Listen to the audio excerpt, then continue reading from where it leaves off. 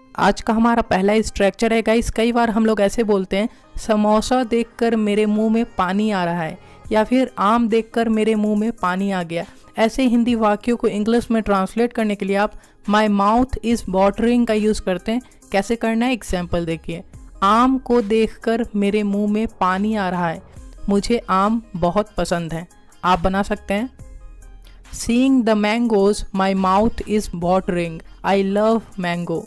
Seeing the mangoes, my mouth is watering. I love mango. एक और example देखिए, समोसा को देखकर उसके मुंह में पानी आ रहा है।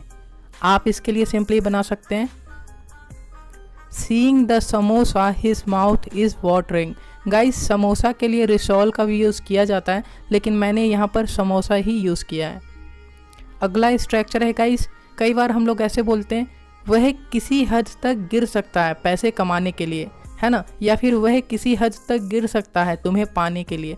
ऐसे हिंदी वाक्यों को इंग्लिश में ट्रांसलेट करने के लिए आप can stoop to any level का यूज़ करते हैं। कैसे करना है, एग्जाम्पल देखिए। मैं उसे अच्छे से जानता हूँ, वह पैसा कमाने के लिए किसी भी हद तक गिर सकता है। आई know him very well, he can stoop to any level to make money. I know him very well. He can stoop to any level to make money.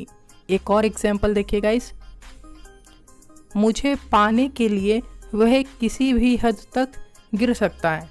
Guys, ऐसे सेंटेंस सुनने को मिलते हैं, आप इंग्लिश में बना सकते हैं, He can stoop to any level to achieve me. He can stoop to any level to achieve me. आप इस तरीके से इसे इंग्लिश में ट्रांसलेट कर सकते हैं। आज का हमारा अगला स्ट्रक्चर है गाइस, चक्कर काटते काटते। कई बार आप ऐसे बोलते हैं, मैं बैंक के चक्कर काटते काटते थक गया हूँ, या फिर मैं हॉस्पिटल के चक्कर काटते काटते थक गया हूँ। ऐसे हिंदी वाक्यों को इंग्लिश में ट्रांसलेट करने के लिए आप मेकिंग राउंड्स ऑफ का यूज़ करते हैं। कैसे करना है, एग्जाम्पल देखिए। मैं हॉस्पिटल के चक्कर काटते काटते थक गया हूँ।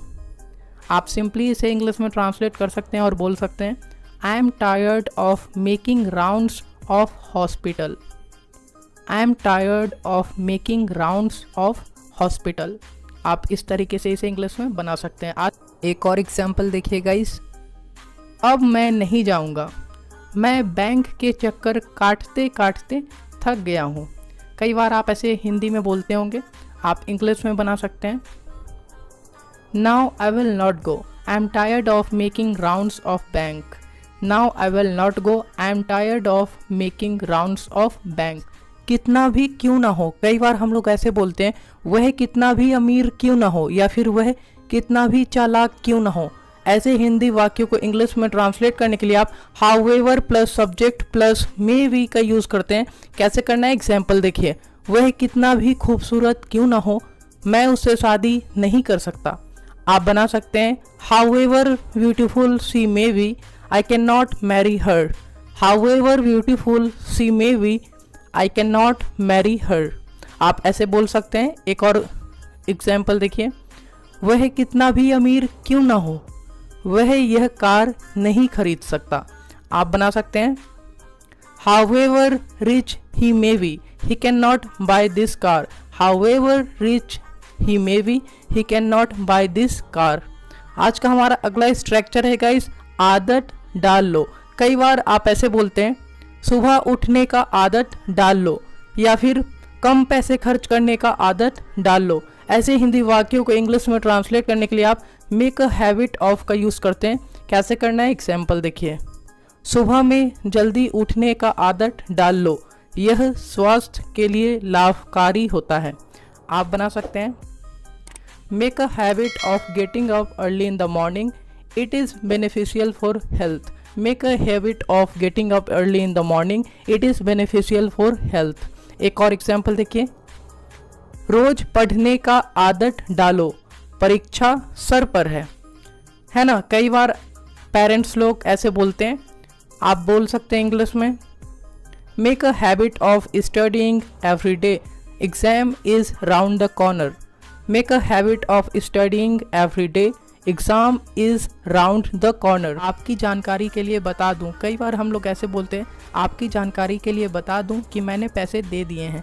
ऐसे सेंटेंसेस को इंग्लिश में ट्रांसलेट करने के लिए आपको let me add to your knowledge का यूज़ करना है। कैसे करना है, एग्जाम्पल देखिए। आपकी जानकारी के लिए बता दूं वह अब गरीब नहीं रहा है। आप बना सकते हैं let me add to your knowledge he is no longer a poor. Let me add to your knowledge he is no longer a poor. आप इस तरीके से बना सकते हैं। एक और एग्जाम्पल देखिए। आपकी जानकारी के लिए बता दूं मैंने पैसे दे दिए हैं। आप बना सकते हैं let me add to your knowledge I have given money. Let me add to your knowledge I have given money. आप इस तरीके से बना सकते हैं। हमारा अगला स्ट्रक्चर है कितना भी ना कर लो। कई बार आप ऐसे बोलते हैं कितना भी ना कर लो आपको यह खाना ही पड़ेगा। ऐसे हिंदी वाक्यों को इंग्लिश में ट्रांसलेट करने के लिए आप no matter how many times you say no का यूज़ करते हैं। कैसे करना है, एग्जाम्पल देखिए। कितना भी ना कर लो तुम्हें यह करना ही पड़ेगा। Guys, day to day life में आप अक्सर ऐसे हिंदी में बोलते होंगे, आप इंग्लिश में बोल सकते हैं no matter how many times you say no you'll have to do it। no matter how many times you say no you'll have to do it। आप इस तरीके से बोल सकते हैं। एक और एग्जाम्पल देखिए। कितना भी ना कर लो आपको यह खाना ही पड़ेगा। कई बार दोस्त यार ऐसे बोलते हैं या फिर रिलेटिव्स भी बोल सकते हैं। आप इंग्लिश में बोल सकते हैं no matter how many times you say no you'll have to eat it। no matter how many times you say no you'll have to eat it। ये सब उसकी चाल है। कई बार हम लोग हिंदी में ऐसे बोलते हैं ये सब उसकी चाल है तुम्हें फंसाने के लिए। ऐसे हिंदी वाक्यों को इंग्लिश में ट्रांसलेट करने के लिए आप इट्स ऑल हिज कॉन्स्पिरेसी का यूज़ करते हैं। कैसे करना है, एग्जाम्पल देखें। मैं उसे अच्छे से जानता हूँ, ये सब उसकी चाल है तुम्हें बुलाने के लिए। आप सिंपली इंग्लिश में ट्रांसलेट कर सकते हैं और बोल सकते हैं I know him very well it's all his conspiracy to call you. I know him very well it's all his conspiracy to call you। आप इस तरीके से बना सकते हैं। एक और एग्जाम्पल देखिए। ये सब उसकी चाल है तुम्हें फंसाने के लिए। आप इंग्लिश में बना सकते हैं It's all his conspiracy to trap you। It's all his conspiracy to trap you। आप इस तरीके से बना सकते हैं। आज का हमारा अगला स्ट्रक्चर है गाइस, दिन चले गए। कई बार आप ऐसे बोलते हैं आपके पढ़ने के दिन अब चले गए या फिर आपके खेलने के दिन अब चले गए। ऐसे सेंटेंसेस को इंग्लिश में ट्रांसलेट करने के लिए आप द डे इज़ गॉन का यूज़ करते हैं। कैसे करना है, एग्जाम्पल के थ्रू समझते हैं। आपके खेलने के दिन चले गए, अब हमारे खेलने का समय है। गाइस, ऐसे डे टू डे लाइफ में आप कई बार बोलते होंगे, आप इंग्लिश में बोल सकते हैं the day of your playing is gone now it's time for me to play. The day of your playing is gone now it's time for me to play। एक और एग्जाम्पल देखिए गाइस। आपके पढ़ने के दिन चले गए, अब मेरे पढ़ने का समय है।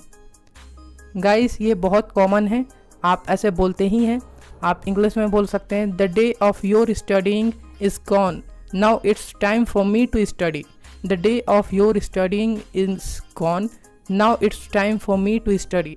हवा लग गई है। कई बार हम लोग ऐसे बोलते हैं उसे पैसे की हवा लग गई है या फिर उसे मोबाइल की हवा लग गई है। कुछ इस तरह के हिंदी सेंटेंसेस को इंग्लिश में ट्रांसलेट करने के लिए आप अंडर द इन्फ्लुएंस ऑफ का यूज़ करते हैं। कैसे करना है, एग्जाम्पल देखिए। आजकल उसे पैसे की हवा लग गई है, वह सुबह शाम काम कर रहा है। These days he is under the influence of money।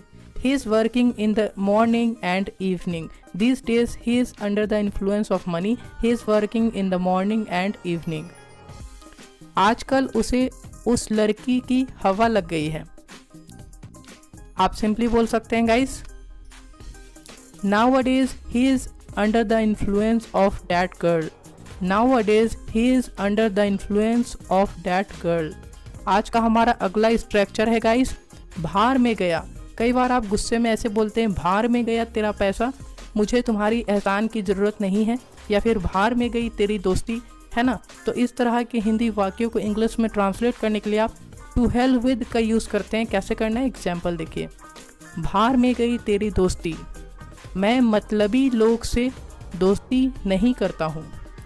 आप बना सकते हैं to help with your friendship, I don't do friendship with selfish people. To help with your friendship, I don't do friendship with selfish people. एक और example देखिए, भार में गया तेरा पैसा, मुझे तुम्हारी एहसान की ज़रूरत नहीं है। आप सिंपली इसे इंग्लिश में ट्रांसलेट करते हैं और बोल सकते हैं to help with your money, I don't need your gratitude. To help with your money, I don't need your gratitude.